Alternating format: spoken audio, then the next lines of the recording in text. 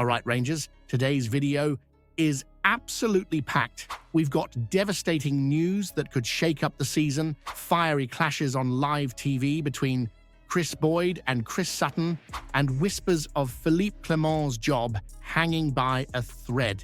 But wait, there's more. We're diving into the big striker debate.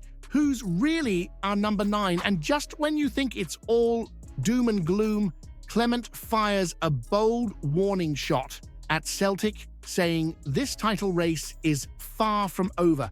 You don't want to miss a second of this. Let's get into it. This is a right kick in the teeth for us, isn't it? Young Narai Kasanwia Joe just settling in, starting to look the part, and now we're told he's off the pitch for up to 6 months after that knee injury on international duty. 6 months. You could train for a marathon in less time than that. And now he's back at Feyenoord for his rehab, a bit like lending your mate a player, only to have him sent back broken. Lovely. The gaffer, Philippe Clement, seems gutted too. He had big plans for Nana. Yes, he's calling him that now. Proper matey, isn't it? Clement rates the lad's versatility. Right back, left back, centre back. He's like a Swiss Army knife for the back line. But now, we're down a defender who could cover 3 positions in one. And don't even get me started on Dujon Sterling needing a specialist. Honestly, it feels like our defense is held together with duct tape and prayers right now. What's next then? January transfer window, apparently. But here's the question for you. Should the club even be thinking about Kasanwirjo for the future after this, or do we cut our losses and move on? Let's be honest, no one wants a player who's more familiar with the physio table than the pitch. Chris Boyd and Chris Sutton going at it again. It's like watching 2 uncles argue at a family do after a few too many pints. Sutton loves a wee wind-up, doesn't he? Poor Boyd can barely get a word in. Still, you've got to admit this striker debate is the kind of problem we'd rather have than not, eh? 3 strikers, all capable in their own way, but none exactly staking an unmissable claim just yet. Hamza Igamane was the man of the moment after that cracking Europa League performance against Nice, 2 goals in France. You'd think he'd be walking on water after that, but against St. Johnstone, nada. Meanwhile, Cyril Desert didn't even get off the bench, and Danilo came on, had his chances, but didn't look like he'd score, even if the Saints keeper had nipped off for a cup of tea. Boyd's quip was a belter though, wasn't it? If you put them together, you might get a proper number 9 for Rangers. Ouch. But honestly, there's some truth there. One's a finisher, another's got the physical presence, and the other's got that knack for being in the right place. Trouble is, we need someone who can do the lot. So, here's one for you to chew on. Should Clement pick a single striker to build around, or is it better to keep rotating them until one of them finally finds some proper consistency? Or, dare I say it, is it time to go back into the market come January and sort this mess out once and for all? Here we go again. The classic sack the manager merry-go-round.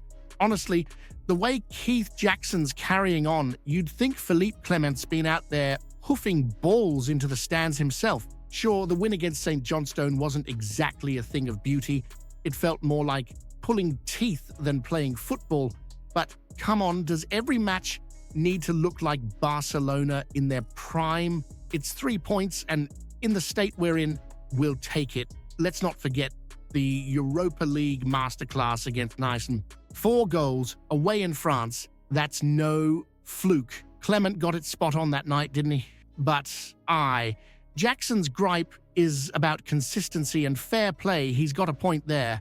1 week, we're blitzing Nice. The next, we're struggling to break down St. Johnstone. It's like following a roller coaster that's running out of steam halfway up the hill. And then there's this obsession with 15th of December, the Premier Sports Cup final against them.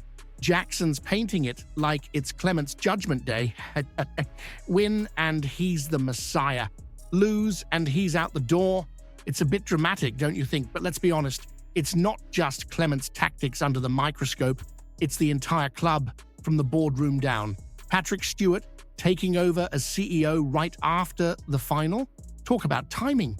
Feels like they're setting Clement up as the fall guy if things go south. So here's the big one for you. Should we be pinning all our hopes and Clement's future on one game against Celtic, or is that just another excuse to mask the deeper issues at the club? Go on, have at it. The striker saga at Rangers continues. It's like trying to pick your favorite tune from a pub jukebox when they all keep skipping. Poor Philippe Clement, you can almost see the steam coming out of his ears. 3 strikers, 3 different styles, and not one of them stepping up week in, week out to make the gaffer's life easier. Cyril Dessers, 10 goals in 20 matches isn't bad on paper, but let's be honest, he's been about as reliable as a Glasgow bus timetable lately. Hamza Igamane showed us a glimpse of brilliance against Nice, 2 goals in a big European night. But since then, a bit like a firework that fizzles out before the big bang. Then there's Danilo, back from injury and still trying to remind us why he's here in the first place. Naismith's hit the nail on the head, hasn't he? Consistency is the word. Rangers forwards of the past weren't just scoring. They were expected to bag goals every other game. McCoist, Haitley, even Morelos when he was in the mood.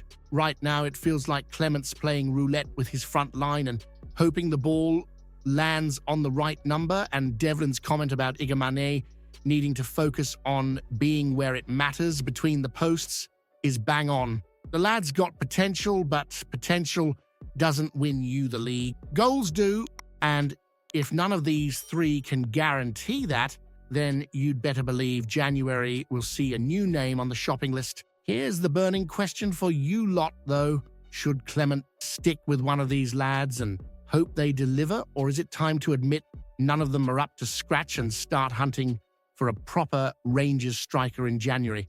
Let's hear it. Well, Philippe Clement's certainly not throwing in the towel, is he? And 11 points behind them. And he's out here telling everyone it's not over till it's over. Love the defiance, but let's be honest, mate. The performances need to back it up.